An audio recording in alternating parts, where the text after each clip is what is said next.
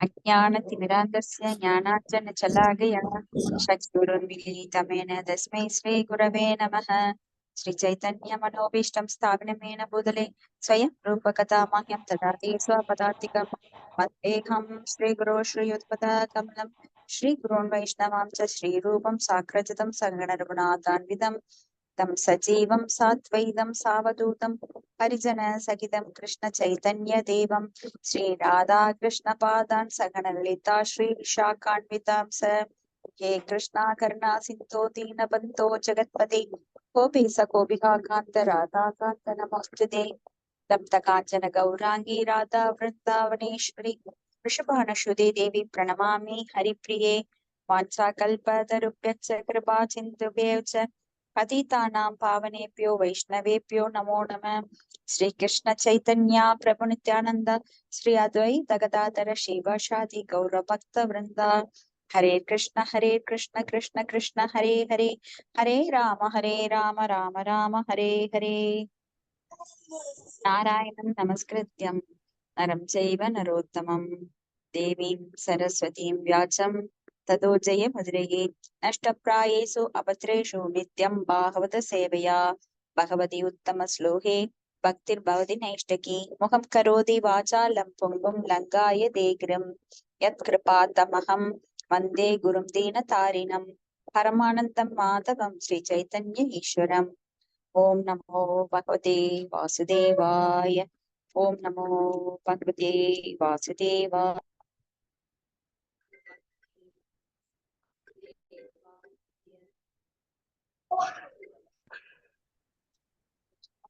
இன்னைக்கு காண்டம் 2 அத்தியாயம்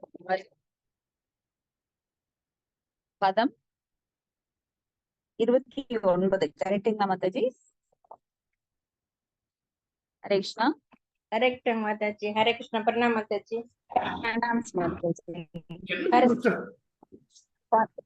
பதம் 29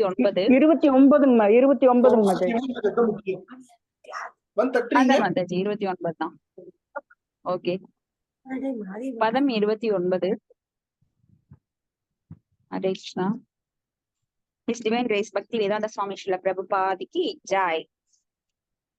तदस्ते प्रदातर इमे प्रजानां पदयो नव अयजन् व्यक्तम् अव्यक्तं पुरुषं शूर्षमाहिदाः। हरे कृष्ण। नाम படிக்கிறேன் மாதாஜி. ஓம் நமோ பகவதே வாசுதேவாய. ஓம் நமோ பகவதே வாசுதேவாய. ஓம் நமோ பகவதே வாசுதேவாய. மொழிபெயர்ப்பு பொருளுரை ஆசா பக்தி வேதாந்த சுவாமி பிரபாதிக்கு ஜெய்.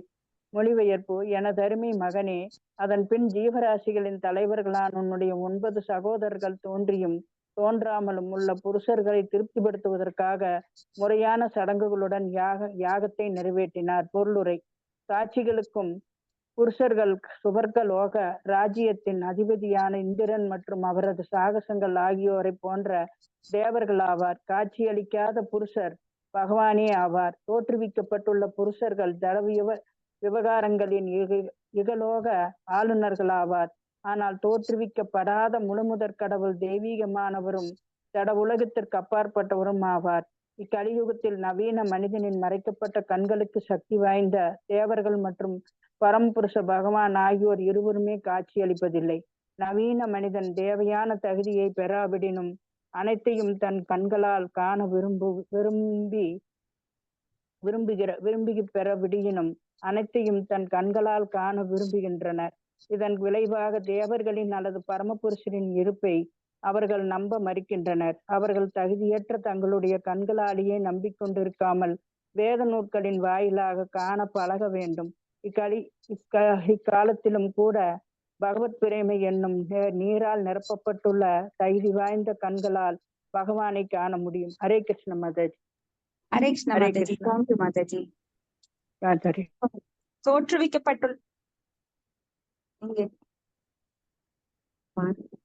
தோற்றுவிக்கப்பட்ட இந்த தோற்றுவிக்கப்பட்ட புருஷர்கள்னா தேவர்கள். ஆனா தோற்றுவிக்கப்படாதவர் யாருன்னா பரமபுருஷ பகவான். பரமபுருஷ பகவான் யாராலும் தோற்றுவிக்கப்படவில்லை. ஏன்னா அவர்தான் சர்வ காரணம். எல்லா காரணங்களுக்கும் மூல காரணமாக இருப்பவர் அப்படின்னு நாம பிரம்ம சம்ஹிதியில 5.1 பாக்குறோம். ஈஸ்வர பரம கிருஷ்ண சச்சித்தானந்த விக்கிரக அநாதிராதிர் கோவிந்த சர்வ காரண காரணம். பகவான் யாராலும் தோற்றுவிக்கப்படாதவர். அநாதிர் ஆதிர் கோவிந்த, அவர்தான் ஆதி மூலம், சுப்ரீம் பர்சனாலிட்டி ஆஃப் த காடெட். அப்ப அவர்தான் எல்லா காரணங்களுக்கும் காரணமா இருக்கார். அனாதிர் அப்படின்னா அவருக்கு முன்னாடி யாருமே கிடையாது. எல்லா காரணங்களுக்கும் காரணம் அவர்தான். அவர்தான் ஈஸ்வர கண்ட்ரோலர், பரம மிக உயர்ந்த கிருஷ்ணரான அவர்தான் சச்சித் ஆனந்தமயமானவர். சத்து சித்து ஆனந்தம் எல்லாம் அவரிடம் நிறைந்திருக்கின்றது. அப்ப நம்மளுக்கும் இருக்கு. அது ஒரு சொட்டு, கடல் நீர்ல ஒரு சொட்டு மாதிரி. இப்படி காட்சியளிக்கும் புருஷர்கள் சொர்க்கலோக ராஜ்யத்தின் அதிபதியான இந்திரன் மற்றும் சகாக்கள் போன்ற தேவர்கள். அப்ப இவங்க தேவர்கள் கூட நமக்கு கண்ணுக்கு தெரியறது இல்ல. முழுமுதற் கடவுள் பகவான் நம்ம கண்ணுக்கு காட்சி அளிப்பதில்லை. ஆனா நவீன மனிதர்கள் என்ன நினைக்கிறாங்க அப்படின்னா, பகவான் அப்படின்னா கண்ணுக்கு தெரியணும். தேவர்களே காட்சி அளிக்கிறது இல்ல. ஒரு சிறு அம்சம் பகவத்கீதையில சொல்றார், மம தேஜோ அம்சம் அப்படின்னு. அவருடைய தேஜஸ்ல ஒரு சிறு அம்சம் தான் தேவர்கள். அதை விட சிறு அம்சம் தான் நாம. அவங்களே காட்சி அளிக்கல நம்ம கண்ணுக்கு. ஏன்னா நம்மளுடைய கண்கள் குறையுடைய கண்கள். நம்ம புலன்கள் எல்லாம் குறையுடையவை. அந்த குறையுடைய புலன்களால் பகவானை காண முடியாது. அதை காணுவதற்கு தகுதி வேண்டும். அந்த தகுதியை வளர்த்துக்கிட்டாதான் பகவானை நாம காண முடியும். ஆனனப்பட்ட அர்ஜுனன், பக்தனான அர்ஜுனன் அவரே பார்க்க முடியல பகவானை. அவருக்கே ஆன்மீக கண்கள் கொடுத்தோன்னதான் அவரால் பார்க்க முடியுது. ஏன்னா சாதாரண மானிட கண்களால பகவானை காண முடியாது. அதான் பிரம்ம சம்ஹிதையில் கூட சொல்லப்பட்டிருக்கு, பிரேமேஜன சுரித பக்தி விலோச்சனேன சந்த சதைவ ஹிருதயேஷு விலோகயந்தி யம் ஸ்யாமசுந்தரமசிந்த குணஸ்வரூபம் கோவிந்தமாதி புருஷம் தமஹம் பஜாமி. அப்ப பிரேமை என்னும் மைப்பூசப்பட்ட கண்களால் மட்டுமே பகவானை காண முடியும். அந்த பிரேமையை வளர்த்துக்கிறது எப்படிங்கிறதா இப்ப பாகவதத்துல புருஷ சுக்தம். இப்ப நம்ம படிக்கிறது புருஷ சுக்தம். புருஷ சுக்தம்னா பகவான் எப்படி அந்த ஜட ரூபமாக விரிந்திருக்கின்றார் அதை எக்ஸ்பிளைன் பண்றதா இந்த புருஷ சுக்தம். பதம் 30. ததச்ச மனவ காலே ஈச்சிரே ருஷயோ அபரே இதரோ விபுதா தைத்யா மனுஷா கிரதுபிர் விபும். மொழிபெயர்ப்பு. அதற்கு பின் மனிதகுல தந்தையான மனுக்கள், சிறந்த முனிவர்கள், முன்னோர்கள், கற்றறிந்த பண்டிதர்கள், தைத்தியர்கள், மனித குலத்தினர் ஆகியோர் பரமபுருஷரை மகிழ்விப்பதற்கான யாகங்களை இயற்றினர். ஹரே கிருஷ்ணா. யார படிக்கிறீங்களா மாதாஜி? ஹரே கிருஷ்ணா மாதாஜி, நான் படிக்கிறேங்க மாதாஜி. படிங்க. பொருளுரை ஆசா பக்திவேதாந்த சுவாமி சில பிரபாத குருதேவிக்கு. தைத்திரியர்கள் தேவர்களின் பக்தர்கள் ஆவர். ஏனெனில் தேவர்களிடமிருந்து பௌதீக வசதிகளை அவர்கள் அடைய விரும்புகின்றனர். பகவத் பக்தர்கள் பகவானின் பக்தி தொண்டில் பரிபூர்ண பற்றுடையவர்கள், ஏகநிஷ்டர்கள் என்று அழைக்கப்படுகின்றனர். எனவே பௌதீக வசதிகளின் நன்மைகளை தேடிச் செல்வதற்கு அவர்களுக்கு நேரம் இல்லை. தங்களது ஆன்மீக சொரூபத்தை அவர்கள் உணர்ந்திருப்பதால் ஜட வசதிகளை விட ஆன்மீக விடுதலையில் அவர்கள் அதிக அக்கறை கொண்டவர்களாக உள்ளனர். ஓம் தத் சத். ஹரே கிருஷ்ணா. ஹரே கிருஷ்ணா மாதாஜி. அப்ப மனித குல தந்தைகளான மனுக்கள், மனித குலத்திற்கு தந்தைகளாக விளங்குகின்ற இந்த மனுக்கள், பிரம்மாவோட ஒரு பகல் பொழுதுல 14 மனுக்கள் வர்றாங்க. அவங்கதான் நம்மளுக்கு மனு சம்ஹிதை அப்படின்னு சொல்லி நீதி சாஸ்திரங்கள் அதெல்லாம் நம்மளுக்கு சொல்றாங்க. அப்ப முனிவர்கள், முன்னோர்கள், தைத்தியர்கள், பண்டிதர்கள், மனித குலத்தினர் இவங்கெல்லாம் பரமபுருஷரை மகிழ்விப்பதற்கான யாகங்களை ஏற்றுகிறார்கள். யஜ்ஞார்த்த கர்மனோ அந்யத்ர லோகோயம் கர்ம பந்தன தத்தர்த்தம் கர்ம கௌந்தேய முக்த சங்க சமாச்சார அப்படின்னு நம்ம பாக்குறோம். அப்ப மனிதர்கள் செய்யும் செயல்களையே யாகங்களாக எப்பொழுதும் 24 மணி நேரம் பகவானுடைய சிந்தனையிலேயே செயல்படும் போது அது யாகமாக மாறுகின்றது. அடுத்தது பதம் 31. நாராயணே பகவதி தத்திதம் விஸ்வம் ஆஹிதம் கிரஹீத மாயோரு குணஹ சர்க்காதா அகுண ஸ்வத. ஹரே கிருஷ்ணா. ஹரே கிருஷ்ணா. கவிதா. படிங்க மாதாஜி படிங்க. மொழிபெயர்ப்பு. எனவே ஜட பிரபஞ்சங்களின் எல்லா தோற்றங்களும் அவரது சக்தி வாய்ந்த பௌதீக சக்திகளில் அமைந்திருக்கின்றன. அவர் பௌதீக குணங்களால் ஒரு பொழுதும் கவரப்படாதவராக இருப்பினும் பௌதீக சக்திகளை ஏற்றுக்கொண்டுள்ளார். பொருளுரை. ஜட படைப்பின் காக்கும் தொழிலை பற்றி பிரம்மாவிடம் நாரதர் கேட்ட கேள்விக்கு இவ்வாறு விடையளிக்கப்பட்டது. ஜட விஞ்ஞானிகளால் மேலெழுந்தவரையாக கண்டறியக்கூடிய ஜட செயல்களும் அவற்றின் பிரதிபலன்களும் படைத்தல், காத்தல் மற்றும் அழித்தல் ஆகிய விவகாரங்களில் முடிவான உண்மையாகாது. பகவானின் ஆற்றலாகிய ஜட சக்தியானது விஷ்ணு, பிரம்மா, சிவன் ஆகிய ரூபங்களில் முறையே சத்தியம், ரஜஸ், தமஸ் எனும் முக்குணங்களுடன் உரிய காலத்தில் வெளிப்படுத்தப்படுகிறது. பகவான் இத்தகைய ஜட அனைத்திற்கும் எப்பொழுதும் அப்பாற்பட்டவராக இருப்பினும் இந்த ஜட சக்தியானது அவரது பலமான வசீகர சக்திக்கு கட்டுப்பட்டு இயங்குகிறது. செல்வந்தன் ஒருவன் ஒரு பெரிய வீட்டை கட்டுகிறான்.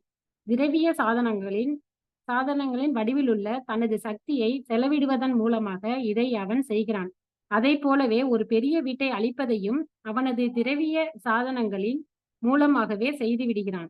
ஆனால் பராமரிப்பு மட்டும் எப்பொழுதும் அவனது சொந்த கவனிப்பின் கீழ் இருக்கிறது. பகவான் 6 விதமான ஐஸ்வர்யங்களை எப்பொழுதுமே பூரணமாக பெற்றிருப்பதால் அவர் செல்வந்தருக்கெல்லாம் பெரும் செல்வந்தர் ஆவார். ஆகவே எதையுமே அவர் தாமாக செய்ய வேண்டிய அவசியமில்லை. ஆனால் ஜட உலகிலுள்ள அனைத்துமே அவரது விருப்பத்தாலும் ஆணையாலும் நிறைவேற்றப்படுகின்றன. எனவே ஜட தோற்றம் முழுவதுமே பரம புருஷ பகவானாகிய நாராயணருக்குள்ளும் அமைந்திருக்கிறது. பரம சத்தியத்தை பற்றிய அருவருமான கருத்து அறிவு பற்றாக்குறையினால் எழுந்ததாகும். மேலும் பிரபஞ்ச விவகாரங்களின் திருஷ்டிகர்த்தாவான பிரம்ம தேவராலேயே இவ்வுண்மை தெளிவாக விவரிக்கப்பட்டுள்ளது. வேத ஞானத்தில் பிரம்ம தேவரே மிக உயர்ந்த அதிகாரியாக இருப்பதால் இவ்விஷயத்தில் அவர் அளித்துள்ள உறுதிமொழி அதிகாரபூர்வமானதாக இருக்கிறது. ஹரே கிருஷ்ணா மாதாஜி. ஹரே கிருஷ்ணா மாதாஜி. தேங்க்யூ மாதாஜி. அப்போ இங்க வந்து பகவான் எப்படி எல்லா செயல்களையும் அவர் செய்கின்றார், ஆனால் செய்யாமலும் இருக்கிறார். நாம சதுர்ஸ்லோகியில பார்ப்போம். யதா மகாந்தி பூதானி பூதேஷு அவசேஷோனு பிரவிஷ்டானி அப்பிரவிஷ்டானி ததா தேஷு ந தேஷு அகம். நான் எல்லாவற்றிலும் இருக்கிறேன், இல்லாமலும் இருக்கிறேன். இது அச்சிந்திய. அதை வந்து புரிஞ்சுக்க முடியாது.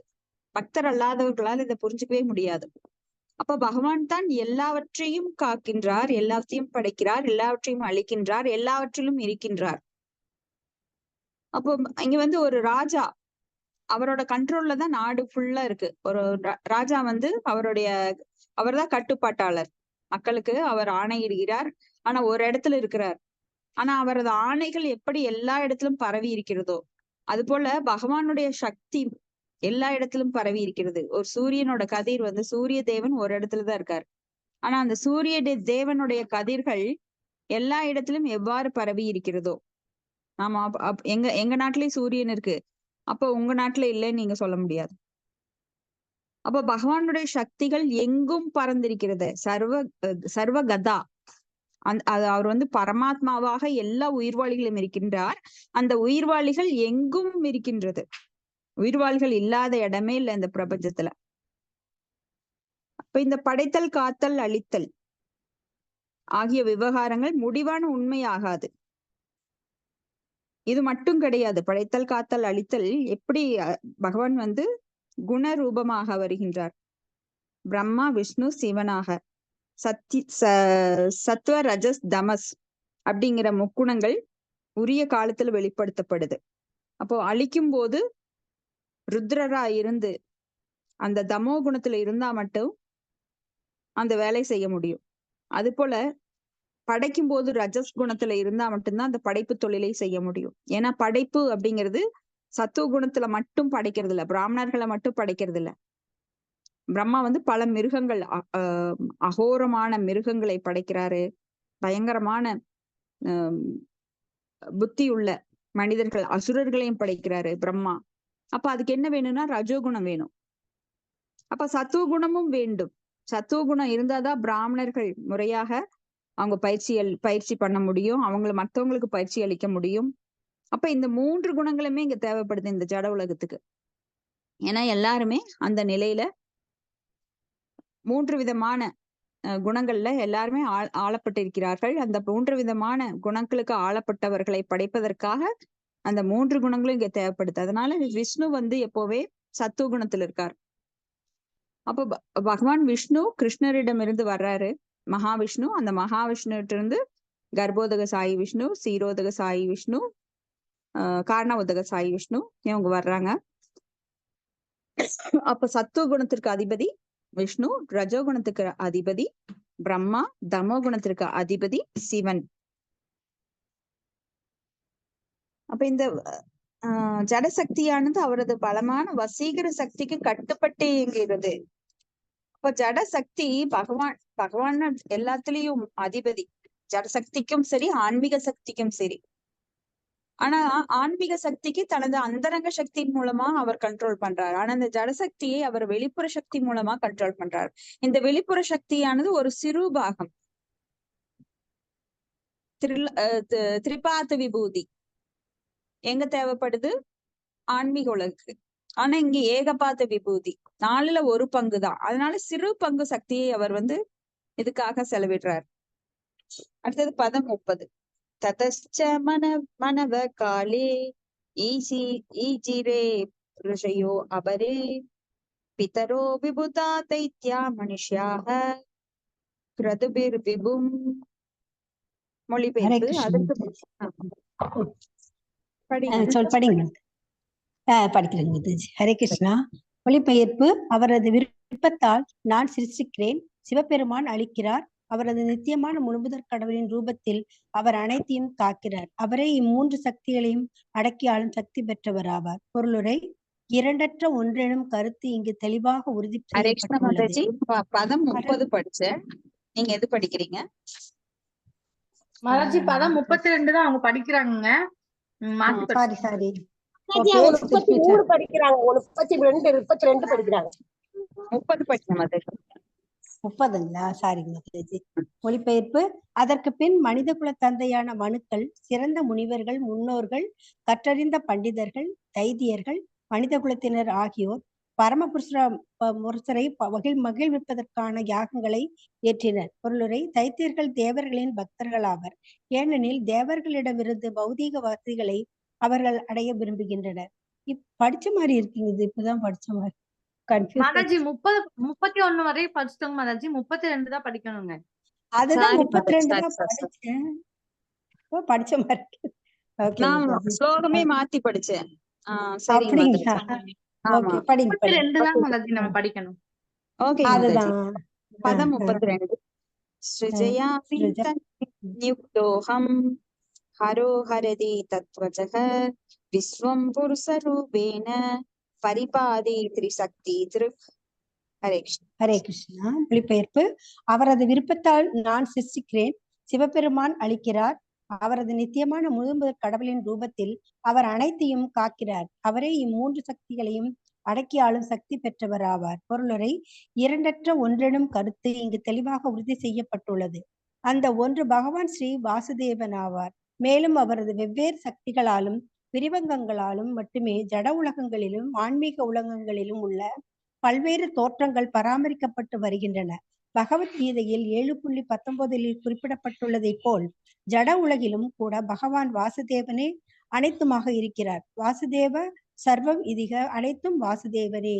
இதே வாசுதேவனே வேத மந்திரங்களிலும் கூட உயர்ந்தவர் என உறுதி செய்யப்பட்டுள்ளார். வாசுதேவாத் பரோ பிரம்மண ந சான்யோ த்ரோஸ்திதி தத்வதக என்ற வேதங்களில் கூறப்பட்டுள்ளது. உண்மையில் வாசுதேவனே அன்றி உயர்ந்த உண்மை வேறில்லை. இவ்வுண்மையை பகவான் ஸ்ரீ கிருஷ்ணரும் பகவத்கீதையில் 7.7 உறுதிப்படுத்தியுள்ளார். மந்தக பரதரம் நாண்யத்தக என்னை பகவான் ஸ்ரீ கிருஷ்ணர் விட மேலானது ஒன்றும் இல்லை.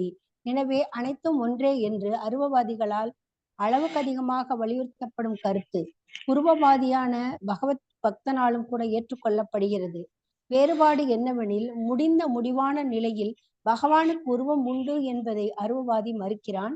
ஆனால் பக்தனோ முழுமுதற் கடவுளுக்கு அதிக முக்கியத்துவம் வழங்குகின்றான். ஸ்ரீமத் பாகவதம் இவ்வுண்மையை இப்பொழுது பதத்தில் விளக்குகிறது. பகவான் ஸ்ரீ வாசுதேவன் இரண்டற்ற ஒருவராவார். ஆனால் அவர் சர்வசக்தி படைத்தவராக இருப்பதால் தம்மை அவரால் விரித்து கொள்ள முடியும் என்பதுடன் அவரது சர்வ வல்லமைகளையும் கூட அவரால் வெளிப்படுத்த முடியும். பகவான் 3 சக்திகளை சக்தி திருக் உடையவர்களாதலால் அவர் இங்கு சர்வசக்தி படைத்தவர் என்று விவரிக்கப்பட்டுள்ளார். எனவே முக்கியமாக அவரது 3 சக்திகள் அந்தரங்க, நடுத்தர மற்றும் பகிரங்க சக்திகள் என அறியப்படுகின்றன. இந்த பகிரங்க சக்தியையும் கூட சத்வம், ரஜம் என்று மற்றும் தமஸ் என்றும் குணங்களில் வெளிப்படுத்தப்படுகிறது. அவ்வாறே அந்தரங்க சக்தியும் கூட 3 குணங்களில் வெளிப்படுத்தப்படுகிறது. சம்பித், சந்தினி மற்றும் ஹாதினி. நடுத்தர சக்தி ஜீவராசிகள் கூட ஆன்மீகமானதே. பிரகிருதிம் வித்திமே பராம். ஆனால் ஜீவராசிகள் ஒருபோதும் பகவானுக்கு சமமானவர்கள் ஆக முடியாது. பகவான் நிரஸ்த சாமிய அதிசய எனப்படுகிறார். அதாவது பரமபுருஷரை விட உயர்ந்தவரோ அல்லது அவருக்கு சமமானவரோ ஒருவரும் இல்லை. எனவே பிரம்ம தேவர் மற்றும் சிவபெருமான் போன்ற பெரும் புருஷர்கள் உட்பட ஜீவராசிகள் அனைவருமே பகவானுக்கு கீழ்ப்படிந்தவர்களே. ஜட உலகிலும் கூட நித்தியமான தமது விஷ்ணு ரூபத்தில் உள்ள பகவான் பிரம்மா மற்றும் சிவன் முதலான தேவர்களின் அனைத்து விவகாரங்களையும் பாதுகாத்து ஆட்சி புரிகிறார். ஹரே கிருஷ்ணா மாதாஜி. தேங்க்யூ. தேங்க்யூ மாதாஜி. ஹரே கிருஷ்ணா. அப்போ அவரது விருப்பத்தால் நான் சிருஷ்டிக்கிறேன், சிவபெருமான் அளிக்கின்றார் அப்படின்னு இப்ப பிரம்மதேவர் யார்கிட்ட சொல்லிட்டு இருக்காரு? நாரதர்கிட்ட சொல்லிட்டு இருக்காரு. ஏன்னா நாரதர் தன் தந்தை தான் மிக உயர்ந்தவர் அப்படின்னு நினைக்கிறாரு. அவர் உண்மையில அப்படி நினைக்கல. அப்படி நினைக்கிறதன் மூலமா நம்மளுக்கு அந்த பதில தர்றார் பிரம்மாவின் திருவாயிலிருந்து. ஏன்னா பிரம்மாவோட 4 முகங்கள்ல இருந்துதான் வேதம் வெளிப்பட்டது. அந்த வேதத்தை பிரம்மாக்கு கொடுத்தது யாரு அப்படின்னா பகவான் ஸ்ரீ மகாவிஷ்ணு. தேனே பிரம்ம ஹிருதாய ஆதிக்கவையேன்னு அந்த வேதத்தை அவர் தான் பிரம்மாக்கு கொடுக்கிறார். அப்போ பிரம்மா தானாக எதுவும் செய்யல. அப்ப இந்த படைப்பை யார் மூலமா நான் செய்யறேன் அப்படின்னா அவரது விருப்பத்தால் அப்படின்னு இங்க சொல்றார். அப்ப பகவானுடைய விருப்பத்தால் பிரம்மா சிருஷ்டிக்கிறார், சிவபெருமான் அளிக்கின்றார் பிரளயத்தின் போது அப்படிங்கறத இங்க தெளிவுபடுத்துறார். அப்போ அந்த 3 சக்திகளையும் அடக்கி ஆள்கின்றார். 3 சக்திகள் அப்படின்னா திரிசக்தி திருக்கு அப்படின்னு சொல்லப்படுது. அந்தரங்க சக்தி, நடுத்தர சக்தி, பகிரங்க சக்தி. அப்ப அந்தரங்க சக்தியின் மூலமாக அவர் ஆன்மீக உலகை அவர் படைத்து காத்து அருளி எல்லாம் பண்றார். அப்போ அந்தரங்க சக்தியின் மூலமாக பல அவதாரங்களை எடுக்கின்றார். அதனால வெளிப்புற சக்தி அவரை பாதிக்கிறதே கிடையாது. வெளிப்புற சக்தி அப்படிங்கிறது யோகமாயை கிடையாது, அது மகாமாயை. அப்ப யோக மாயை வேற, மகாமாயை வேற. அதை நாம புரிஞ்சுக்கணும். 2 மாயையிலேயே 2 இருக்கு. ஒண்ணு யோகமாயை. யோகமாயை என்பது அந்தரங்க சக்தியினால் வெளிப்படுவது. மகாமாயை என்பது வெளிப்புற சக்தியினால் வெளிப்படுவது. அப்ப நடுத்தர சக்தி, தடஸ்ர சக்தி அப்படிங்கிறது ஜீவராசிகளான நாமம். அதாவது நம்மளுக்கு கொடுக்கப்பட்டுள்ள சிறு சுதந்திரத்தை நாம நல்லதாகவும் ஆன்மீகமாகவும் பயன்படுத்தலாம், பௌதிகமாகவும் பயன்படுத்தலாம். அப்போ நாம மதில் மேல் பூனைகள் மாதிரி. பூனை அந்த பக்கம் குதிக்கலாம், மதில் சுவருக்கு அந்த பக்கம் குதிக்கலாம், இடது பக்கம் குதிக்கலாம், வலது பக்கம் குதிக்கலாம். அப்ப நாம ஆன்மீகத்தை தேர்ந்தெடுக்கலாம், இல்ல நம்மளுக்கு கொடுக்கப்பட்ட சுதந்திரத்தை துஷ்பிரயோகம் பண்ணி நாம பௌதிகத்தையும் தேர்ந்தெடுக்கலாம். ஆனா நம்ம ஆத்மாக்கு எது சிறந்தது அப்படிங்கிறத புத்திசாலிகள் எப்பவுமே சிறந்த முடிவை எடுத்து ஆன்மீகத்தை தேர்ந்தெடுப்பாங்க. ஏன்னா பகவான் கிருஷ்ணர் தான் அனைத்திற்கும் பிறப்பிடம், அவர்தான் சர்வ காரணம். அதை பிரம்மா இங்க மறுபடியும் தனது புரிதலை இங்க வெளிப்படுத்துறார் நாரதருக்கு. இப்ப பகவானுக்கு அந்த அந்தரங்க சக்தியில கூட 3 குணங்கள், 3 விதமா அது வெளிப்படுது. சம்பித், சந்தினி, ஹலாதினி அப்படின்னு. பிரகிருதிம் வித்திமே பராம். அப்ப பகவானுக்கு ஈக்குவலாகவோ இல்ல மேலாகவோ யாராலையும் ஆக முடியாது. பிரம்மா சிவனால கூட ஆக முடியாது. அவர்களும் சிறு தேவர்கள் தான். அப்ப பரம புருஷரை விட உயர்ந்தவரோ சமமானவரோ யாரும் கிடையாது. எல்லாருமே பகவானுக்கு கீழ்ப்படிந்தவர்கள். பிரம்மா, சிவன் எல்லாருமே பகவானுக்கு கீழ்ப்படிந்தவர்கள். இப்ப ஜட உலகில் கூட நித்தியமாக தமது விஷ்ணு ரூபத்தில் உள்ள பகவான் பிரம்மா, சிவன் முதலான தேவர்களின் அனைத்து விவகாரங்களையும் பாதுகாத்து ஆட்சி புரிகின்றார். அப்போ பகவான் வந்து 7.7 சொல்றார் பகவத்கீதையில, மத்தக பரதரம் நாண்யத் கிஞ்சித் அஸ்தி ஜனஞ்சய மயி சர்வம் இதம் புரோக்தம் சூத்ரோ மணிகனா இவ அப்படின்னு. நூலில் முத்துக்கள் கோர்க்கப்பட்டுள்ளது போல, எப்படி ஒரு முத்து மாலை நாம போட்டிருப்போம், அந்த முத்துக்கள் மட்டும் அழகா தெரியும் வெளியில, ஆனா அதை தாங்கி பிடிச்சிருக்கிறது என்னன்னா ஒரு நூல், உள்ள ஒரு நூல் வந்து கோர்த்திருப்பாங்க, அந்த நூல் வெளியில தெரியாது. அது போல இந்த ஜட பிரபஞ்சங்கள் எல்லாமே படைத்து காத்து அழிப்பவர் பகவான் தான். அதற்கு ஆதாரமாக இருப்பவர், அடிப்படையாக இருப்பவர் பகவான் கிருஷ்ணர் தான். அப்ப பகவானை தவிர இங்க வந்து யாராலையும் அதை செய்ய முடியாது. சிவனோ இல்ல பிரம்மாவோ அதை செய்ய முடியாது. இத நம்ம தெளிவா புரிஞ்சுக்கணுங்கிறதுக்காக தான் இதை திருப்பி திருப்பி சொல்றாரு. அப்போ இது வந்து பிரம்மாவின் வாயிலிருந்து அந்த உண்மை என்ன அப்படிங்கிறத புலப்படுகின்றது. பதம் 33. இதீதே அபிஹிதம் தாத யதேதம் ஞானுப்ருச்சசி நான்யத் பகவத கிஞ்சித் பாவ்யம் சத் அசத் ஆத்மகம். ஹரே கிருஷ்ண மாதாஜி, நான் படிக்க மாதாஜி. படிங்க. பிரணம்ஸ் மாதாஜி. மொழிபெயர்ப்புரை தெய்வ திரு ஆஷா பக்தி வேதாந்த சுவாமி சில பிரபாதைக்கு ஜெய். எனது அருமை மைந்தனே, எதையெல்லாம் நீ என்னிடமிருந்து விசாரணை செய்தாயோ அவற்றையெல்லாம் உனக்கு நான் விளக்கி கூறினேன். மேலும் ஜட மற்றும் ஆன்மீக உலகங்களில் காரணமாகவோ அல்லது விளைவாகவோ உள்ள அனைத்துமே பரமபுருஷ பகவானின் தயவையே நம்பியுள்ளன என்பதை உறுதியாக நீ அறிய வேண்டும். பொருளுரை: ஜடம் மற்றும் ஆன்மீகம் எனப்படும் இரு தோற்றங்களும் பகவானின் இரு சக்திகளாகும். இவ்விரு தோற்றங்களும் முதலில் காரணமாகவும் அதன் பின் விளைவாகவும் செயல்படுகின்றன. ஆனால் மூல காரணமாக இருப்பவர் பரமபுருஷ பகவான் ஆவார். மூல காரணத்தின் விளைவுகள் மற்ற விளைவுகளுக்கு காரணங்களாக உள்ளன.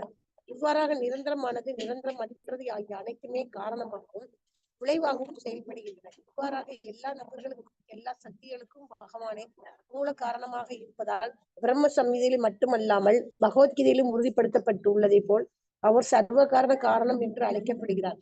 பிரம்ம சம்ஹிதை 5.1 உறுதிப்படுத்துகிறது. ஈஸ்வர பரமகிருஷ்ண சச்சித் ஆனந்த விக்கிரக அநாதிர் ஆதி கோவிந்தக சர்வ காரணம்.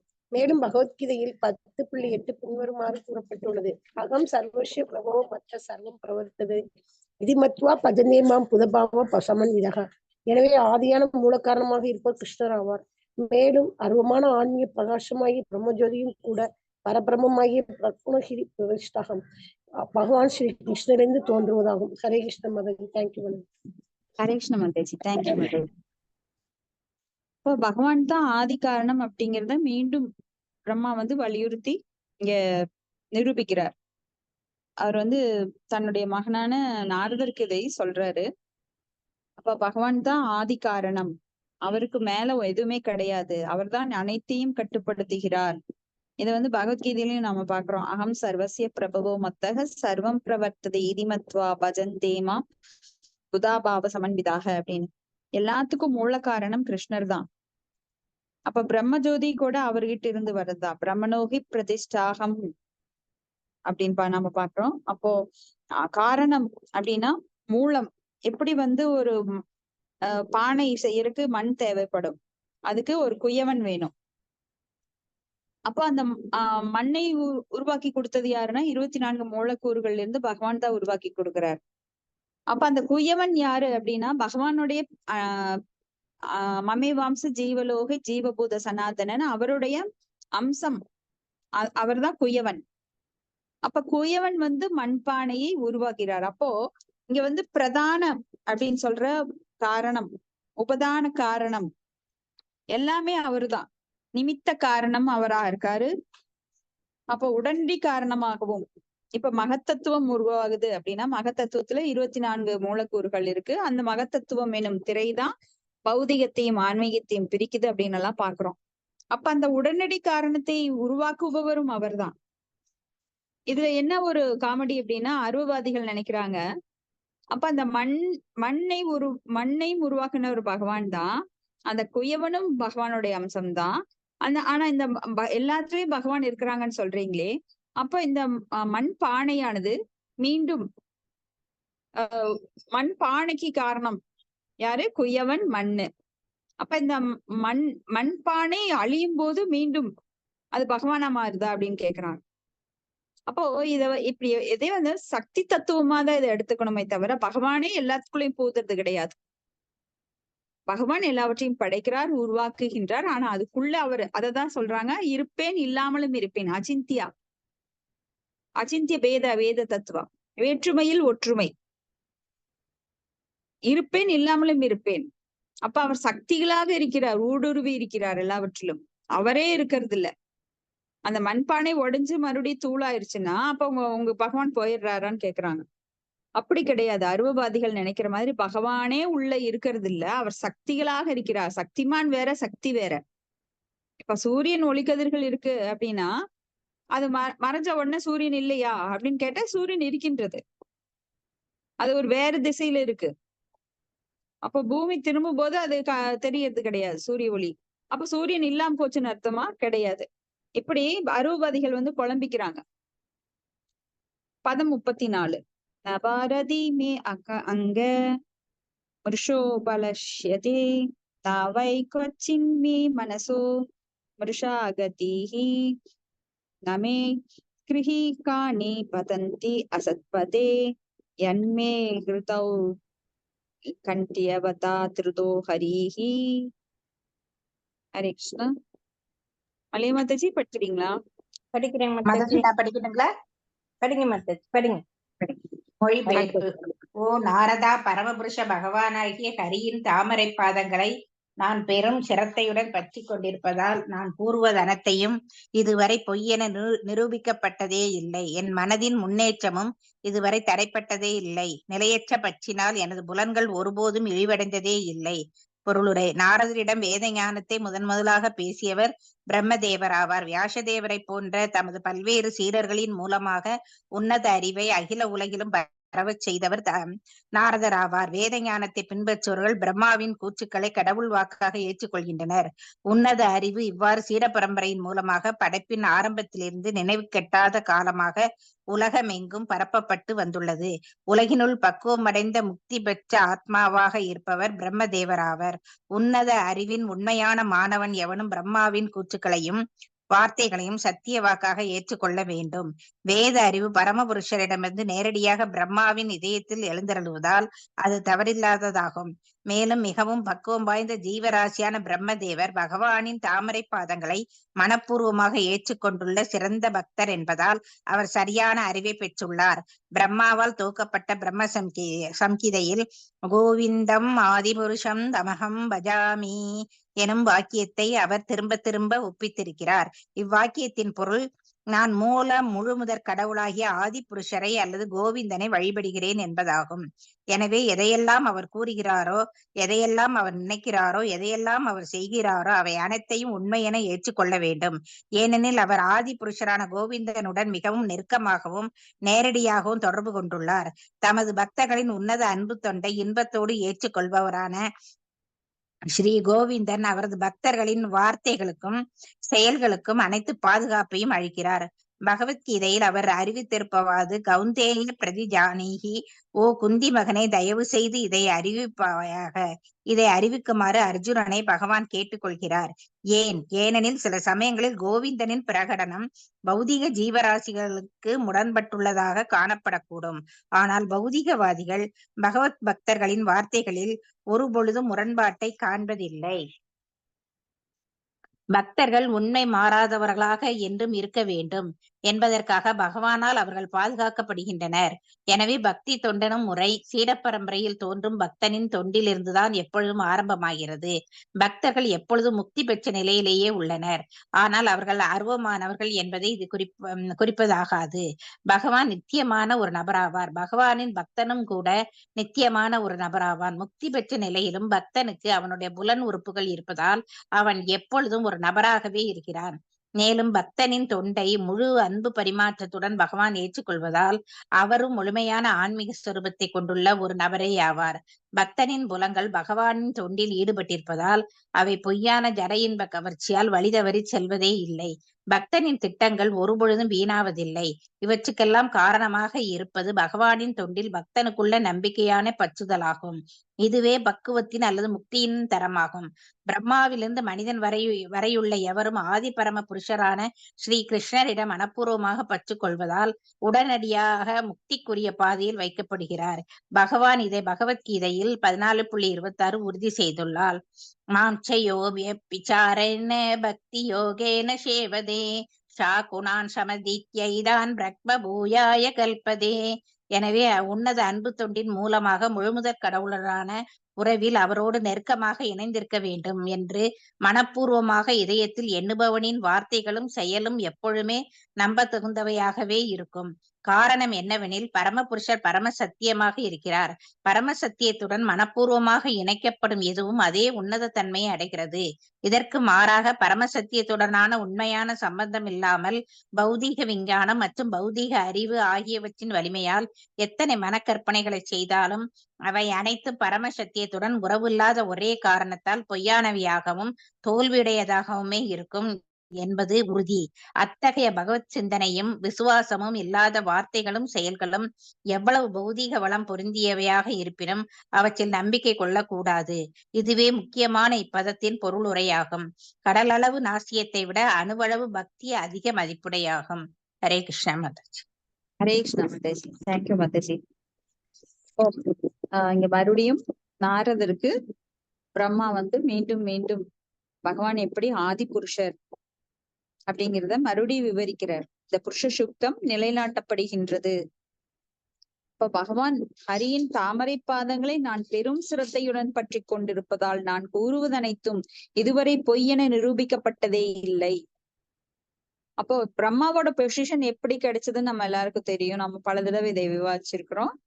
64 நற்குணங்கள்ல 78% அல்லது 74% யார் ஒருவர் பின்பற்றுகிறார்களோ அவங்க பிரம்மா போஸ்டுக்கு நாம கூட அப்ளை பண்ணலாம்.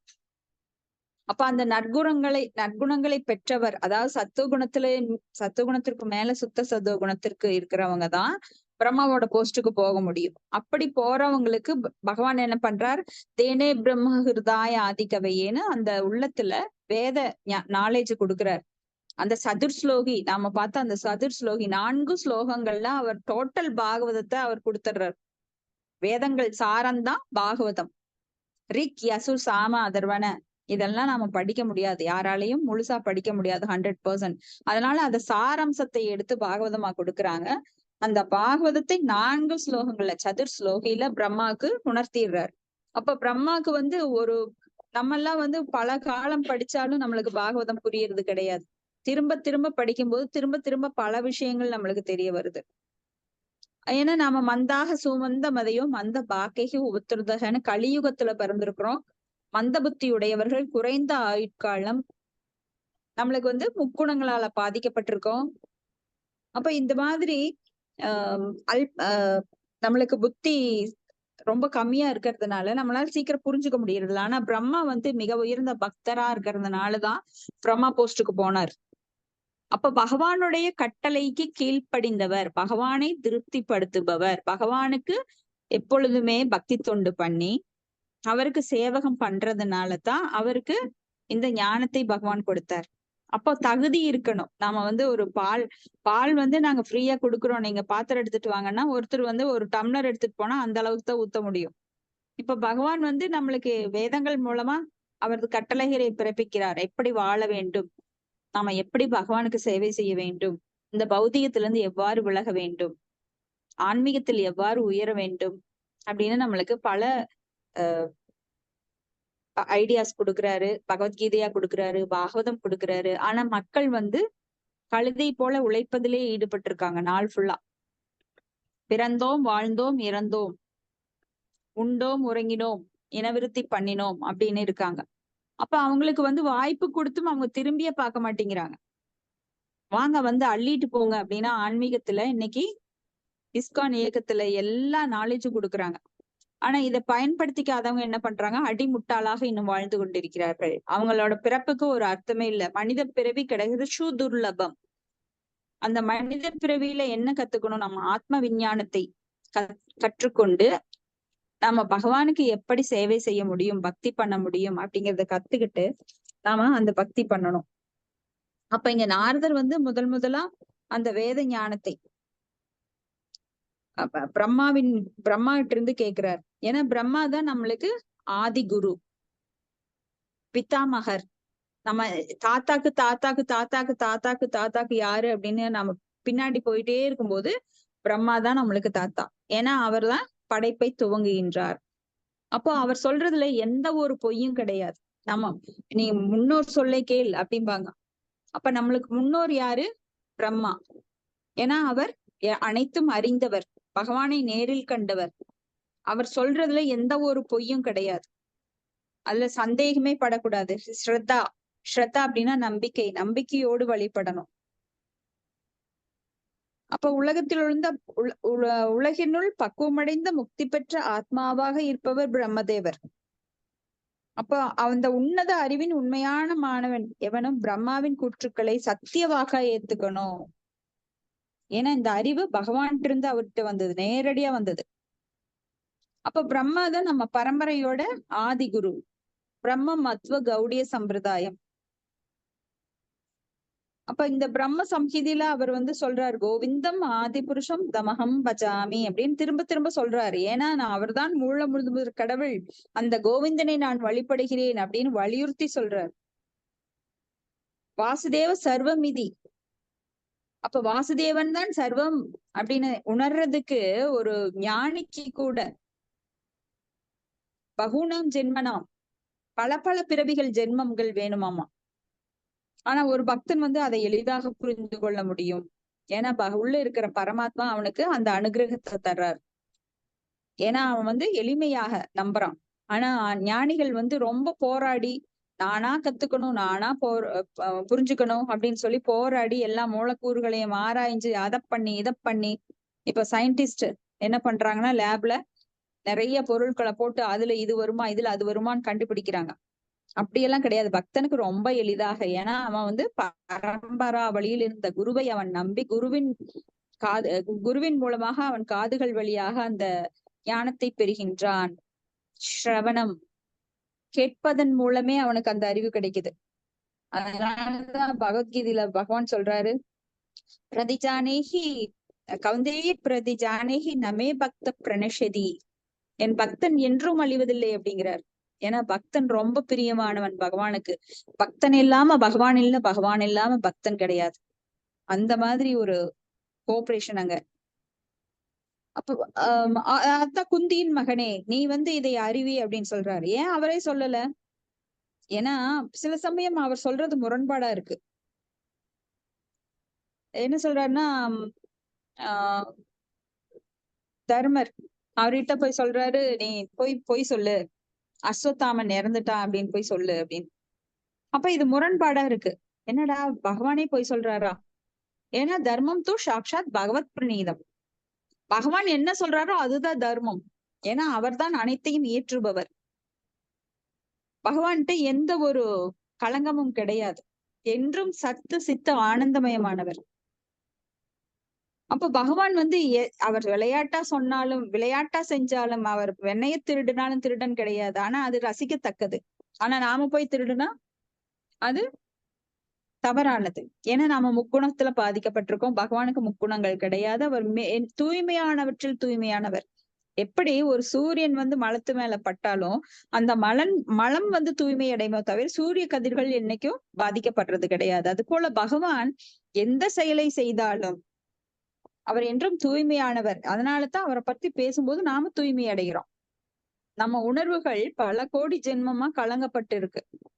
அப்ப தூய்மையானவற்றில் தூய்மையான அந்த பகவானை பற்றி அவரது நாமம், ரூபம், குணம், லீலைகள், இதை சகாக்கள் இவற்றையெல்லாம் பேசும்போது நம்ம உணர்வுகள் படிப்படியாக தூய்மை அடைகிறது.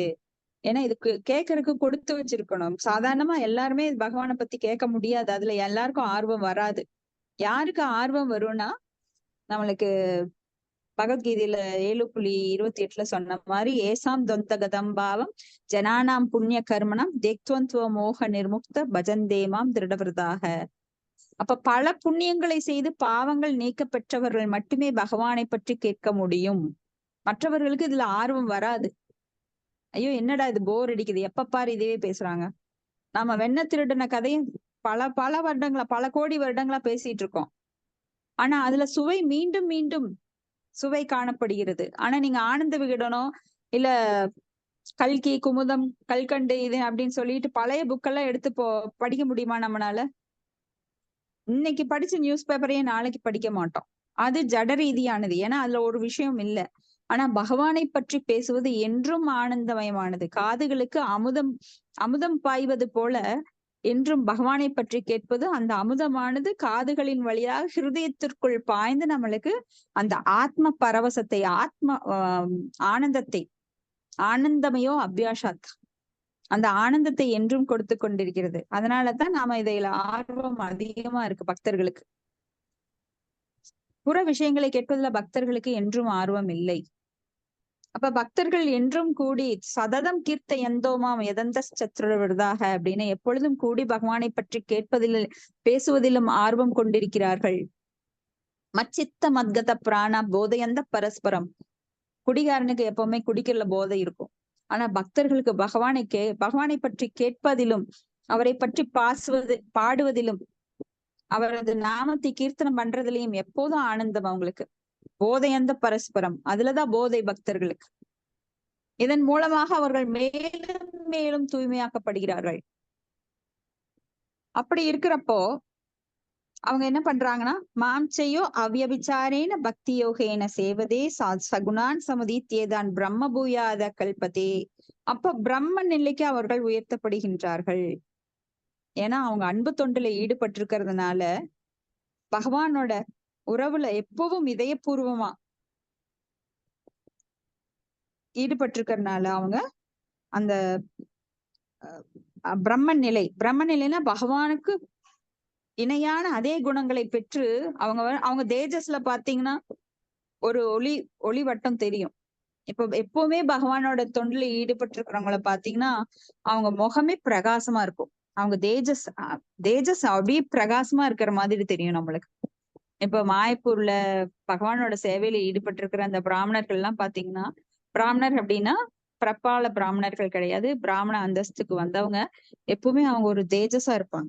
ஏன்னா அவங்க காலையில பிரம்ம முகூர்த்தத்துல எந்திரிக்காங்க, எப்பவும் பகவானுக்கு சேவை செய்யறாங்க, மாலை தொடுக்குறாங்க, விக்கிரக ஆராதனை பண்றாங்க, பக்தர்களுக்கு சேவை செய்யறாங்க, அடியேனுக்கு அடியேனாக, தாசனாக எப்பவுமே நான் தான் உயர்ந்தவன் அவங்க நினைக்கிறது கிடையாது. ஏன்னா ஒரு பக்தனுக்கு எல்லா நற்குணங்களும் தானாக வந்து சேரும். பக்தன் அல்லாதவனுக்கு, எல்லா மாயைக்குள்ள சிக்கினவனுக்கு எல்லா அசுத்த குணங்களும் வந்து சேரும். ஏன்னா அவன் என்னதான் போராடினாலும் நல்லவனா இருக்க முடியாது. நீங்க பாத்திருக்கலாம், ஜடத்துல பாத்திருக்கலாம். பக்தி இல்லாதவங்க எப்பவுமே ஒருத்தர் கொலை சொல்லிட்டு, எப்பவுமே மனசிக்கல்ல ஈடுபட்டுட்டு, குழப்பவாதிகளாக நொந்து நூலாயிட்டே இருப்பாங்க. ஆனா பக்தர்கள் பாத்தீங்கன்னா எப்போ சிரிச்சுட்டே இருப்பாங்க. அவங்க கிட்ட எப்பவுமே புன்னகை இருக்கும். அவங்களுக்கு எத்தனையோ ஜட ரீதியான சிக்கல்கள் இருந்தாலும் அவங்க எதுக்காகவும் நோகிறது கிடையாது.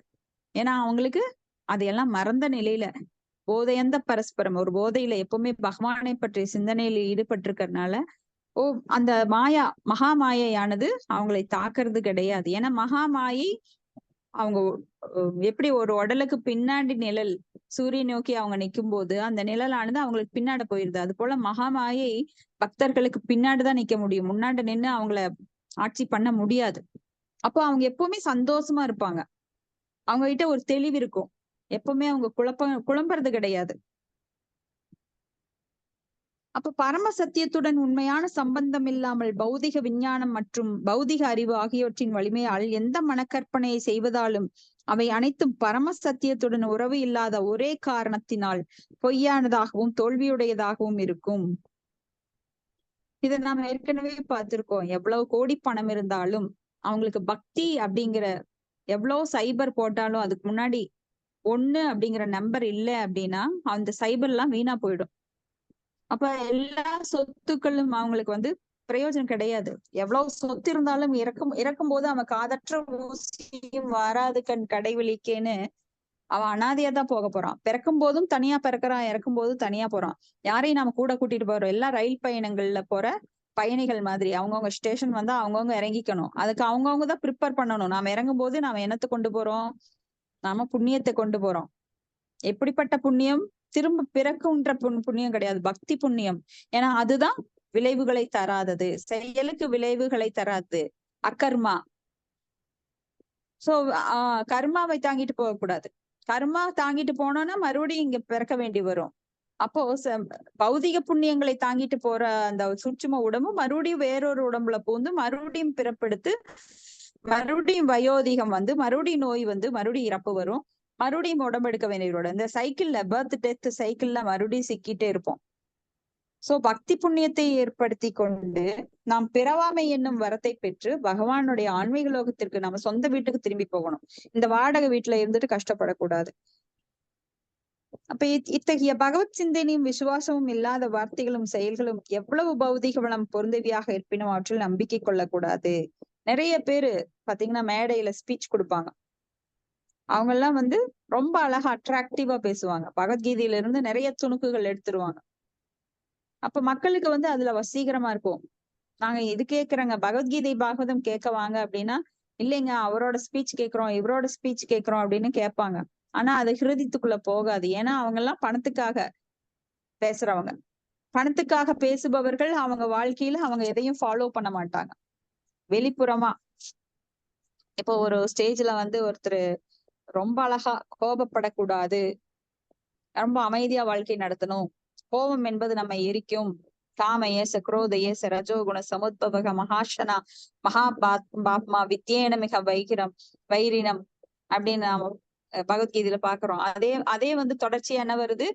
குரோதோத் பவதி சம்மோகாத் ஸ்மிருதி விப்ரமஹ ஸ்மிருதி பும்சாத் புத்திநாசாத் பிரணஷேதி இப்படின்னு அடுக்கடுக்கா விளைவுகளை ஏற்படுத்தும் நம்ம பார்த்தோம்.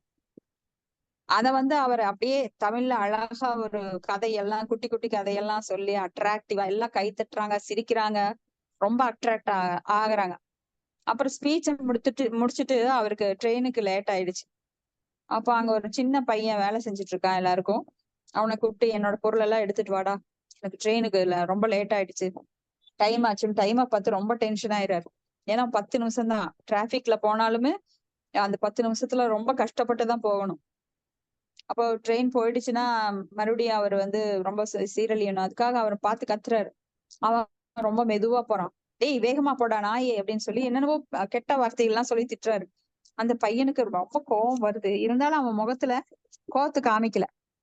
சரி சிரிச்சுட்டே இதோ போய் எடுத்துட்டு வர்றேங்க அப்படின்னு சொல்லி அமைதியா அவன் போய் ஒவ்வொரு பொருளையும் எடுத்து பேக் பண்ணி அவருக்கு கொடுத்து அவரு ஒரு டாக்ஸி பிடிச்சு அனுப்பிச்சு விடுறான்.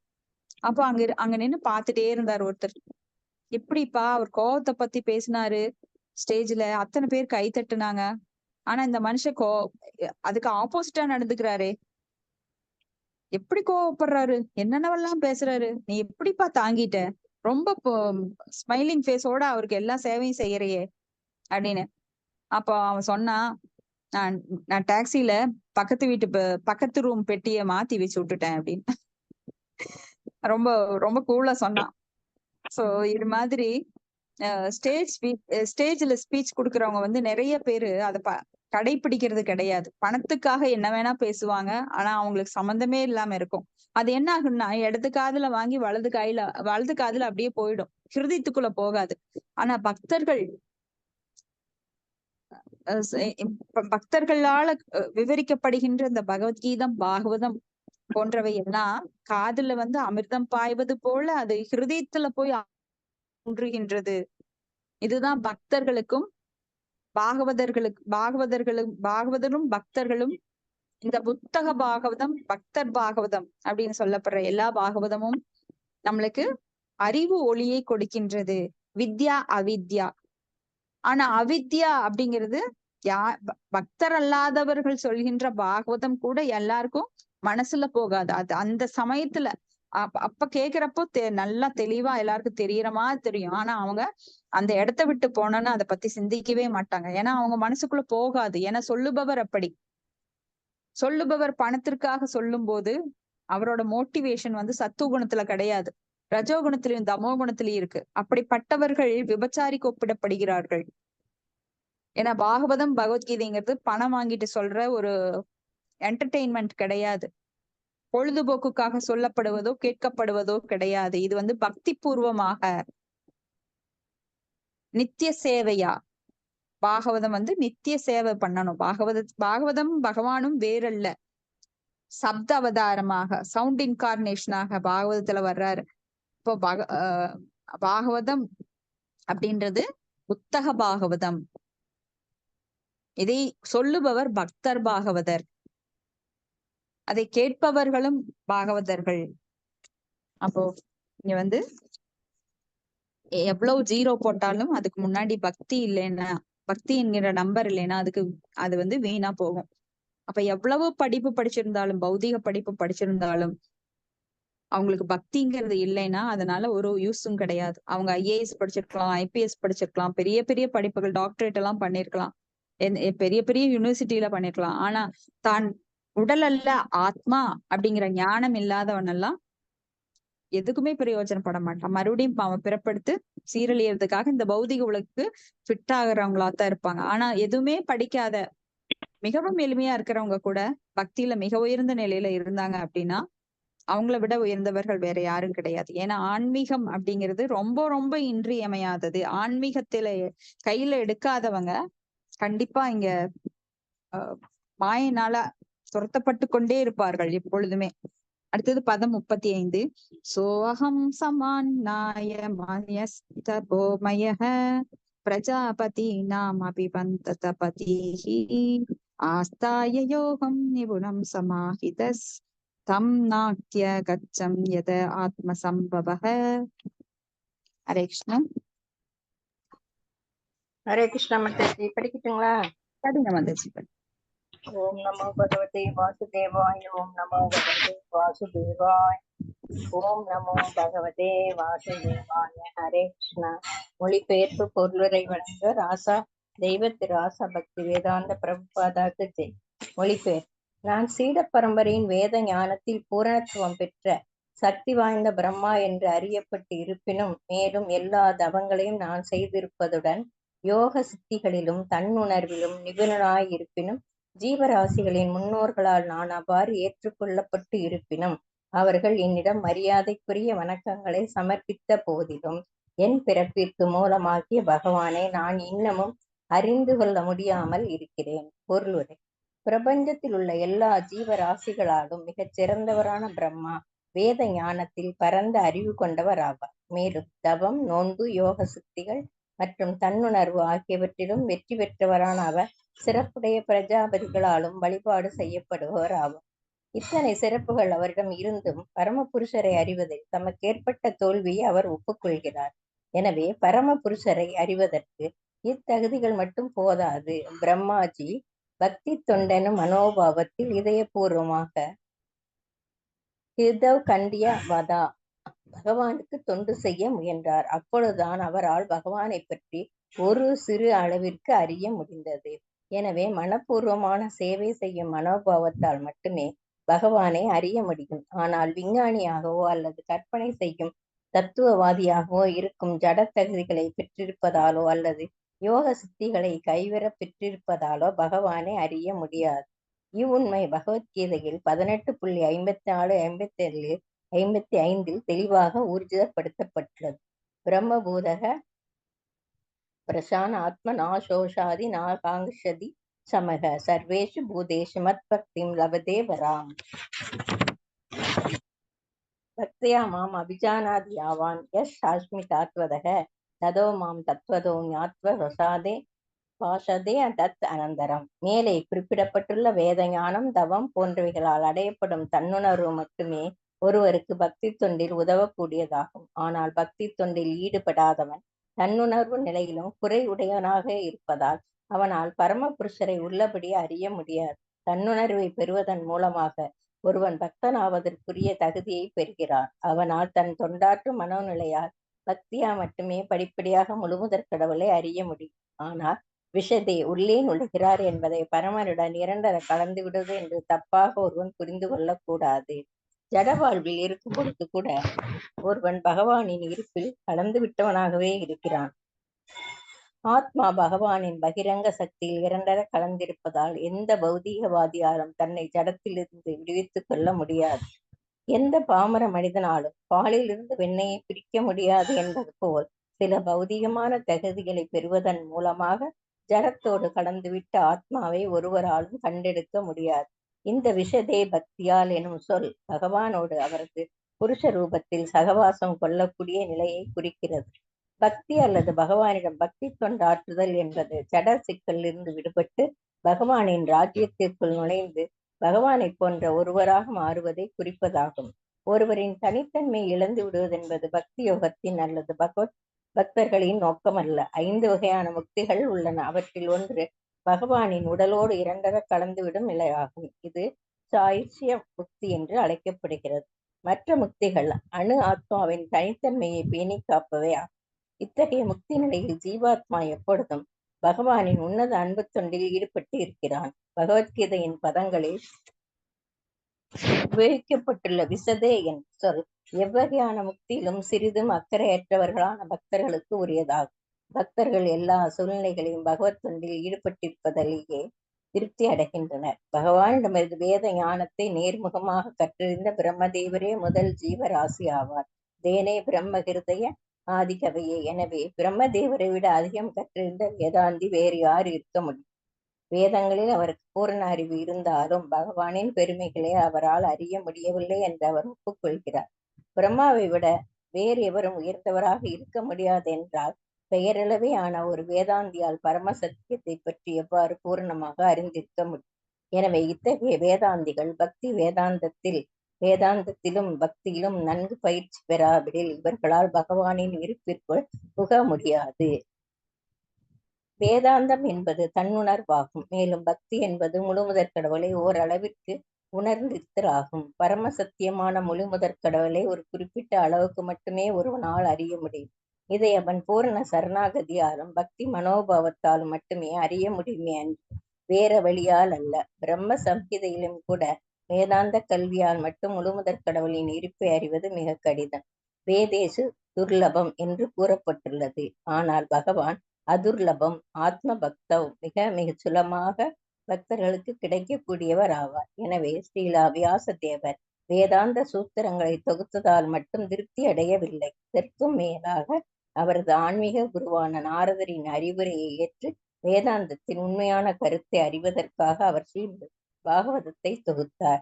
எனவே பூரண மெய்ப்பொருளை அறிவதற்குரிய பரிபூர்ண மார்க்கமாக ஸ்ரீமத் பாகவதம் விளங்குகிறது. ஹரே கிருஷ்ண மாதாஜி. ஹரே கிருஷ்ண மாதாஜி. தேங்க்யூ மாதாஜி. ஹரே கிருஷ்ணா, மியூட் பண்ணிக்கோங்க. தேங்க்யூ மாதாஜி. அப்போ பிரம்மா சொல்றாரு, நான் நிறைய தவம் பண்ணிருக்கேன், நான் சக்தி வாய்ந்தவன் என்று பலரால போற்றப்படுகிறேன். ஏன்னா அவர் தான் படைப்பை நிறைய செய்யறாரு. அப்போ ஜீவராசிகளின் முன்னோர் அவர்தான், ரொம்ப மதிப்புக்குரியவர். இப்படியெல்லாம் இருந்தாலும் கூட பகவான முழுசா என்னால அறிய முடியல. அவரது சிறப்புகள் எனக்கு இன்னும் தெரியாது.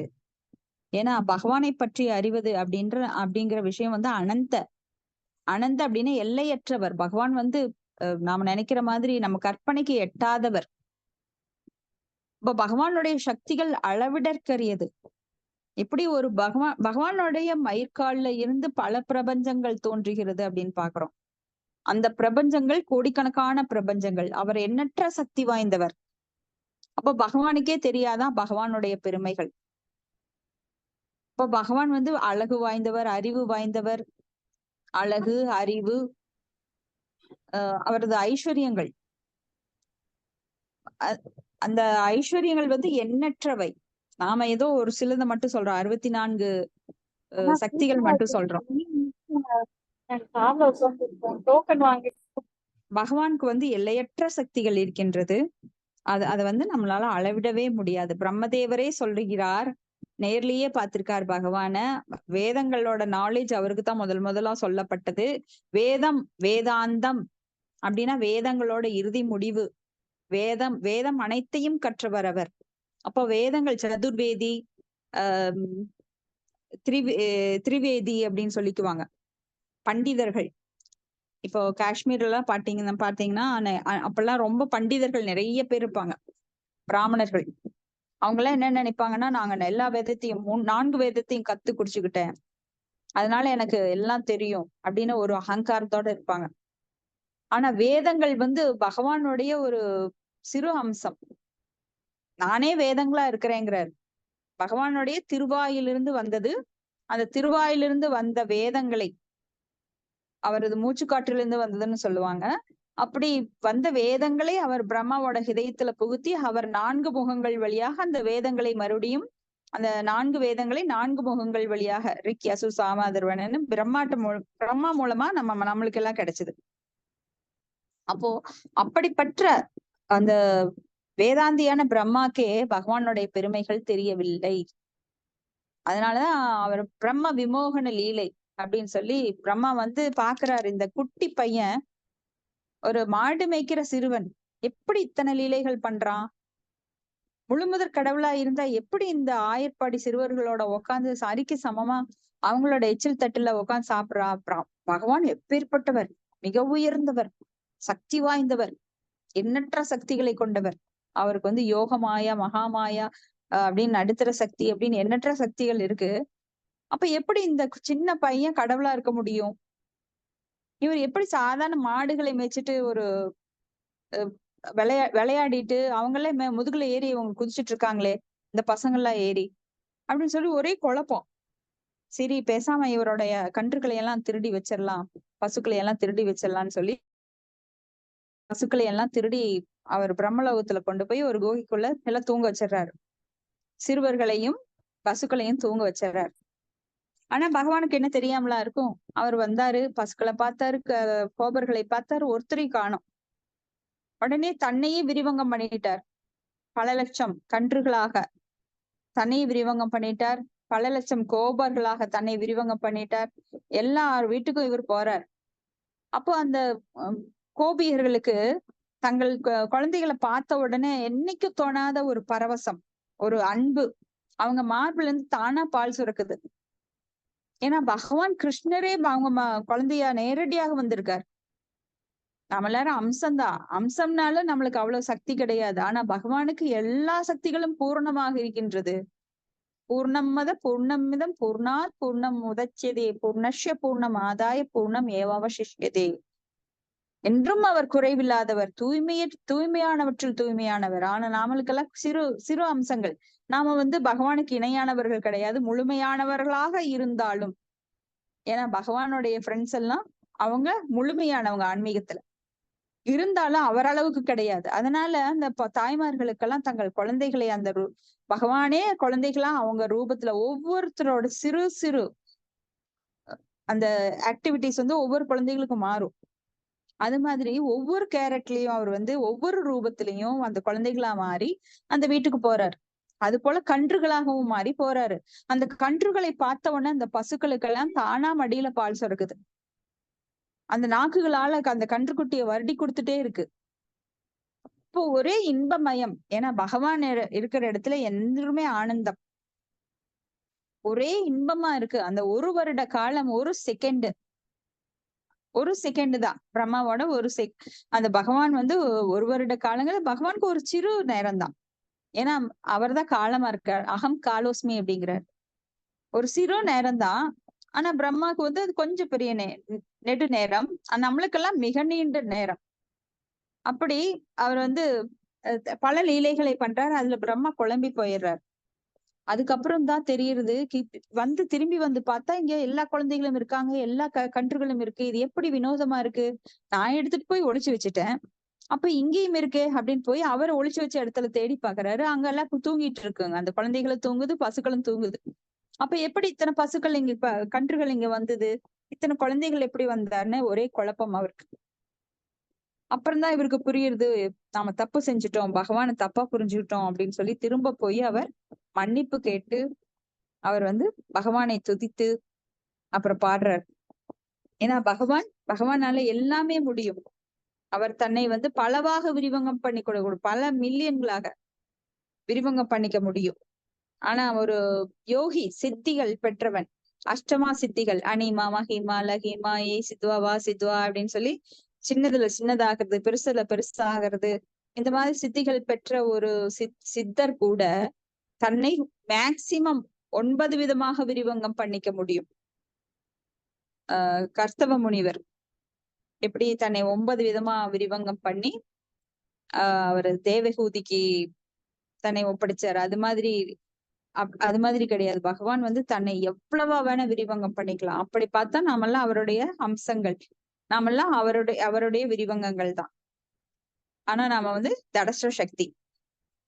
இப்படி பகவான் எவ்வளவோ விரிவங்கம் பண்ண முடியுங்கிறத புரிஞ்சுக்கிட்டு கடைசியில பகவான்கிட்ட அவர் சரணடைகிறார். சோ சரணடைந்தால் மட்டுமே பகவானை புரிந்து கொள்ள முடியும். தன்னை சரணடையாதவர்களுக்கு பகவான் மேலும் மேலும் குழப்புகின்றார். அவங்களால என்னைக்குமே புரிஞ்சுக்க முடியாது பகவானுடைய சக்திகளை. அப்படித்தான் நிறைய பேர் இருக்காங்க. ஏன்னா அவங்கெல்லாம் தான் நினைக்கிறதுதான் கற்பனை தத்துவம், மனோ தத்துவங்கள், கற்பனை யூகம் பண்ணிக்கிறாங்க. இப்போ ஒருத்த வந்து கண்ணை மூடிக்கிட்டு உலகமே இருட்டுன்னு சொன்னா அது அவனுடைய அவித்யா, அஞ்ஞானம். ஆனா அறிவு எப்படி? அறிவுங்கிறது பல விதங்கள்ல பெறப்படலாம். அது பிரத்யக்ஷம், அனுமானம். நம்ம அது ஆரம்பத்துல பார்த்திருக்கிறோம். பிரத்யக்ஷம் பார்க்கறதன் மூலமா, கேட்பதன் மூலமா, ஸ்ரவணம், ஸ்ருதி ஸ்மிருதி, இதுல எல்லாம் நாம கத்துக்க முடியும். ஆனா உண்மை எது அப்படின்னா ஆச்சாரியர்கள், பரம்பரா வழியில் வந்த ஆச்சாரியர்கள் மூலமாக கற்றுக்கொள்ளும் அந்த அறிவே உண்மையான அறிவு. அப்ப கேட்பதன் மூலமாக, ஸ்ருதி ஸ்மிருதி வேதங்கள் மூலமாக கேட்பதன் மூலமாக அந்த அறிவை அடைய வேண்டும். அதுதான் இங்க பிரம்மா நம்மளுக்கு சொல்றாரு. நானே குழம்பியிருக்கேன், என்னால முடியல. பக்தியானாம் அபிஜானாதி யாவான் யாசாஸ்மி தத்துவதக ததோமாம் தக்தோ நாத்துவம் விசதே தத் அனந்தரம். அப்ப பக்தியினாலேயே ஒருவன் பகவானை பற்றி அறிந்து கொள்ள முடியும். பக்தி அல்லாதவனால அவரை பற்றி அறிந்து கொள்ளவே முடியாது. ஏ யதா மாம் பிரபத்தியந்தே தாம் ததைவ பஜாமியகம் மம வர்த்தமானோ வர்த்தந்தே மனுஷாக பார்த்த சர்வசக அப்படின்னு. எவ்வளவு தூரம் ஒருத்தர் பகவானை நோக்கி சரணடைகிறார்களோ அவ்வளவு தூரம் பகவானை பற்றிய அறிவை அவனால் பெற முடியும். சரணடையாதவர்களால் பகவானை பற்றி புரிஞ்சுக்கவே முடியாது. மேலும் அவர்கள் குழப்பமடைய பகவான் அவங்களுக்கு சான்ஸ் தர்றார். இப்படி பீஷ்ம தேவர் வந்து அம்பு விடுறதுனால அவர்கிட்ட ரத்தம் வருது. ஆனா இத வந்து பௌதிகவாதி பார்த்தானா இது என்ன கடவுள்? பகவானை வந்து ஒருத்த பக்தன்னு சொல்லிட்டு அவன் வந்து அடிக்கிறான், பகவானுக்கு ரத்தம் வருது. நம்மள போல ரத்தம் சீல் உடம்பு, அந்த உடம்பு இல்லைன்னு சொன்னாங்க, திவ்யமான உடம்புன்னு சொன்னாங்க. அப்படி இப்படி ரத்தம் வருது. மேலும் மேலும் குழப்பத்திற்குள்ளாகின்றான். ஆனா பக்தர்கள் என்றும் குழம்புவதில்லை. ஏன்னா அவங்களுக்கு தெரியும் இதெல்லாம் பகவானுடைய லீலைகள். ஹரே கிருஷ்ணா. இதோட முடிச்சுக்கலாம். உங்களுக்கு ஏதாவது கருத்துக்கள், சந்தேகம் இருந்தா நம்ம டிஸ்கஸ் பண்ணலாம்.